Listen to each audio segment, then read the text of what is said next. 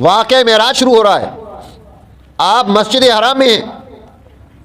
دوسری روایت ہے کہ آپ حضرت ام ہانی کے گھر میں، اسی لیے حدیث میں آتا ہے کہ ام ہانی، اللہ کے نبی آئے اور پھر آپ نہیں ہیں گھر میں، وہ پریشان ہو گئی کیونکہ دشمنی تھی، کفار تنگ کرتے تھے۔ اب وہ تلاش میں مصروف ہیں، بنو ہاشم سارا تلاش کر رہا ہے، حضرت عباس تلاش کر رہے ہیں، اور وادیوں اور گھاٹیوں میں جا جا کر آوازیں دے رہے ہیں، یا محمد یا محمد، کہ آپ کہاں ہیں؟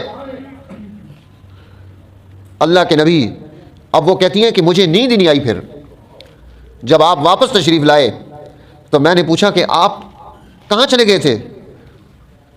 آپ نے فرمایا کہ میں مسجد اقصیٰ گیا تھا، مسجد اقصیٰ گیا تھا۔ وہ تھوڑی حیران ہو گئی، مسجد اقصیٰ، مسجد حرام سے 3 مہینے کا سفر، اور آپ کیا کہہ رہے ہیں کہ میں مسجد اقصیٰ گیا تھا نماز پڑھانے کے لیے؟